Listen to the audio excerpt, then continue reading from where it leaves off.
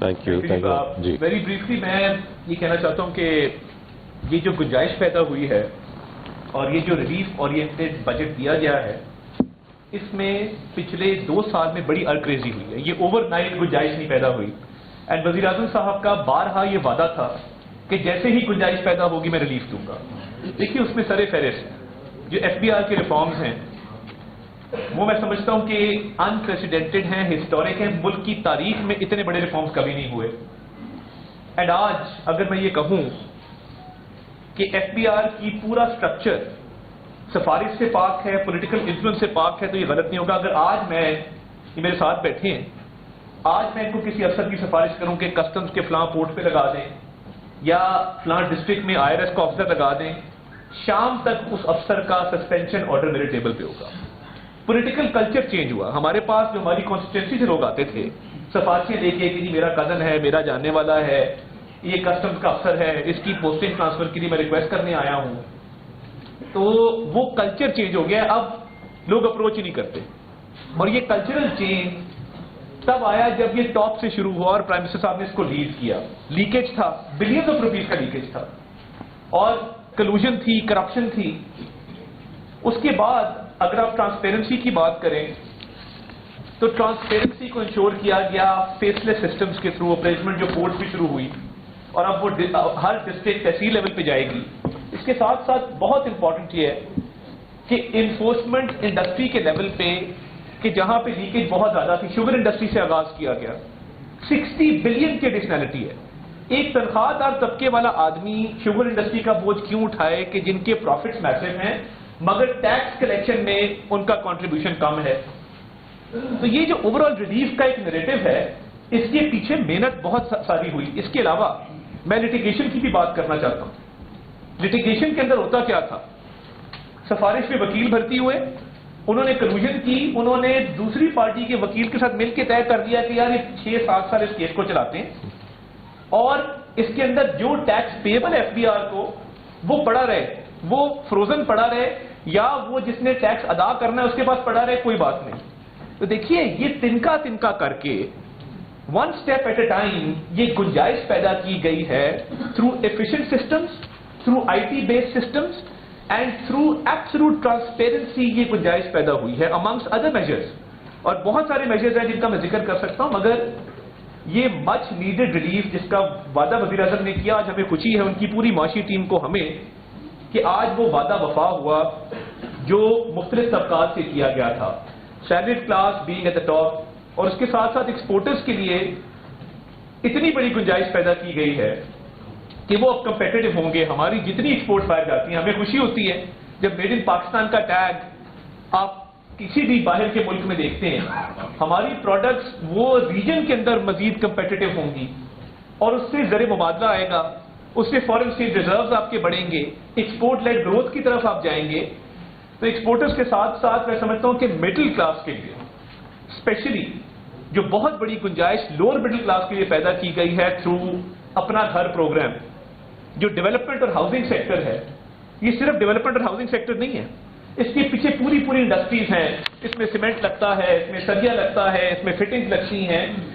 12 industries ہیں جو housing sector کو فیڈ کرتی ہیں پیچھے سے. اس بات کا بھی احساس کیا گیا اور جو لونز بھی ڈسپرس کیے گئے ہیں 90 ارب کے ہاؤسنگ سیکٹر کے لیے اس کی بھی پروویژن اس بجٹ میں رکھی گئی ہے. مگر اس کے ساتھ ساتھ مڈل کلاس کے لوگ بہت سفر کر رہے تھے کہ جب وہ sale and purchase of property کرتے تھے, چھوٹی ان کی ہولڈنگ ہوتی تھی لینڈ کی یا گھر کی یا کسی بھی پراپرٹی کی, اس کے اوپر ٹیکس زیادہ تھا. تو مڈل کلاس کے لیے وہ بھی گنجائش رکھی گئی ہے. میں سمجھتا ہوں کہ یہ ہر کسی کا بجٹ ہے.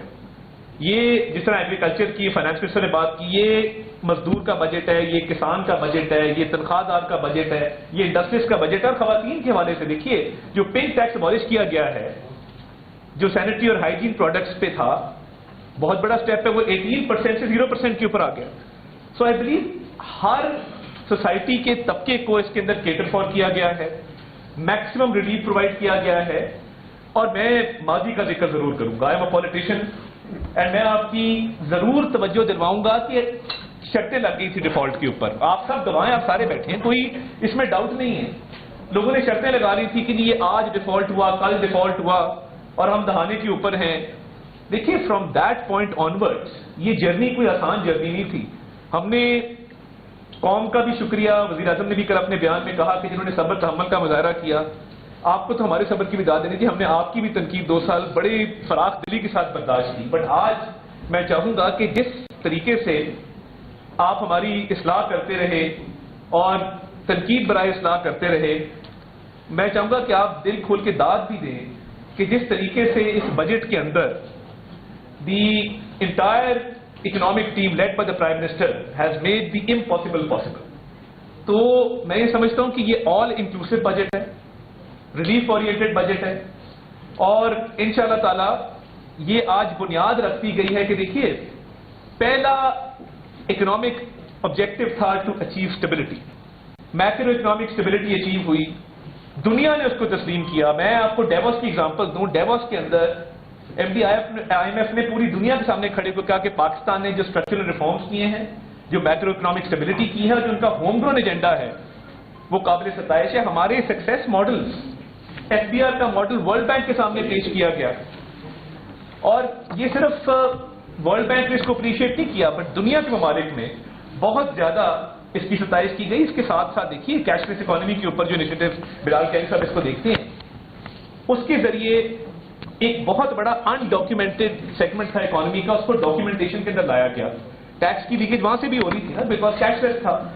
اس دفعہ رمضان پیکج کو آپ اٹھا کے دیکھ لیجئے، ڈیجیٹل والیٹس جتنے لوگوں کے کریٹ کیے گئے ہیں، اینڈ اس میں ایک اور بھی آج اسٹیپ بجٹ کے اندر فائنانس منسٹر نے اناؤنس کیا کہ جتنی کریڈٹ کارڈ پیمنٹس یا ڈیبٹ کارڈ پیمنٹس پاکستان سے آن لائن ہوتی ہیں فار اینی تھنگ، جس میں اسٹوڈنٹس بھی ہیں، جس میں ای گیمنگ والے بھی ہیں، جس میں کوئی اسینشیل پروڈکٹس بھی لوگ آرڈر کرتے ہیں، اس کا ٹیکس بھی جو ہے وہ 5% سے 0.5% کر دیا گیا ہے.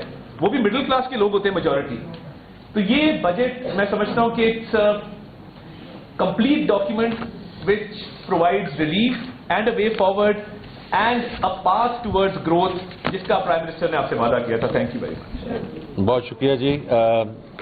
حامد صاحب اگر آپ پلیز. سر سوالات کے لیے میں آپ کی اجازت سے اور حال میں موجود دوستوں کی اجازت سے پہلے ان دوستوں کو موقع دوں گا جنہوں نے پرسوں اپنے نام دیے تھے لیکن وقت کی کمی سے ہم ان سے سوالات اگر آپ سب کی اجازت ہو. جی حنیف خالد صاحب روزنامہ. السلام علیکم. جی السلام علیکم.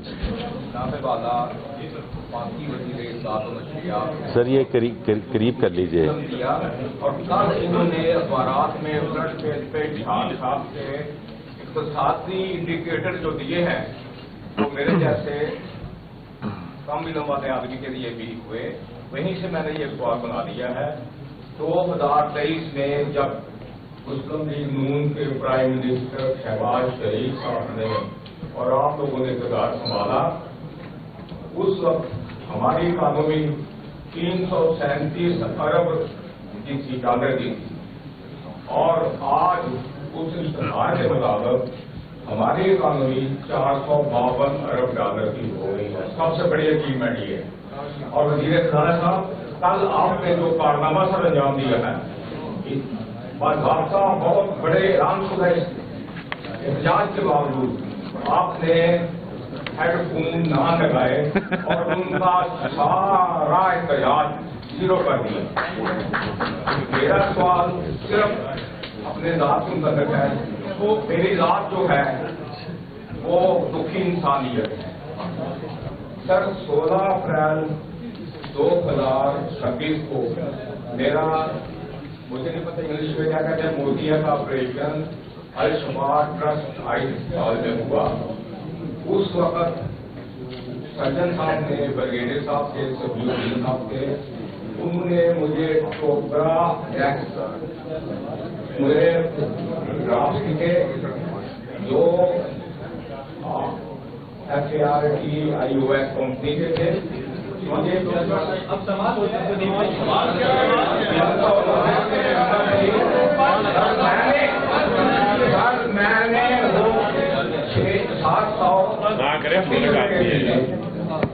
میرے بیٹے نے خریدے تھا. دوسری دفعہ جب میں نے اللہ کے نام پہ میں آپ میری بات سن لیں جو کر سکتے ہیں کریں. 15-20 دن کے بعد یہی जिसमें मेरे साथी ने ये कहा है वही है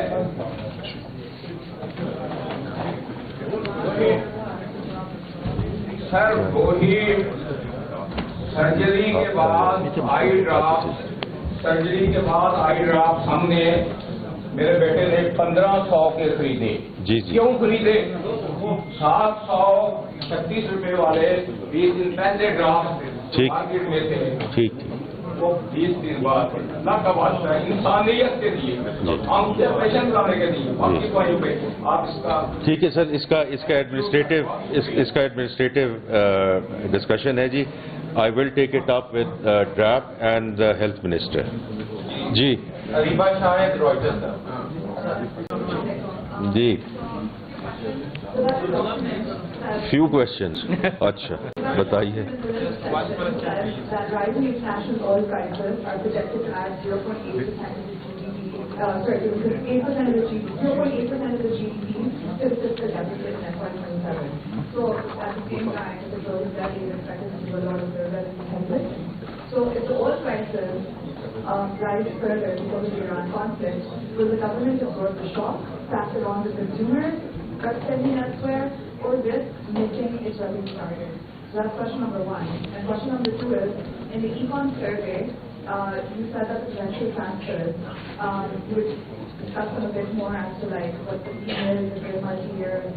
If you could just give a few details on that, is it a one-year commitment or a multi-year commitment, and how is it going to go about it?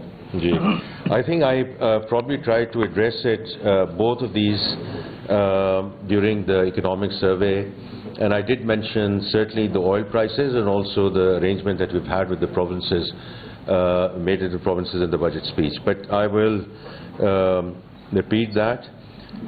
As far as the oil prices are concerned, we saw the first impact actually in April, where our oil bill went up by $1 billion.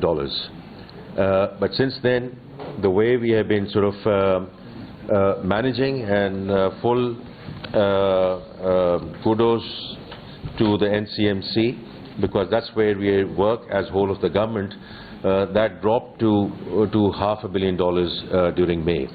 Having said that, and I said that a couple of days back as well, that let's just all hope and pray that whatever leadership our Pakistani leadership is doing, and they are not giving up, and these are unrelenting efforts, that this conflict comes to an end sooner than later.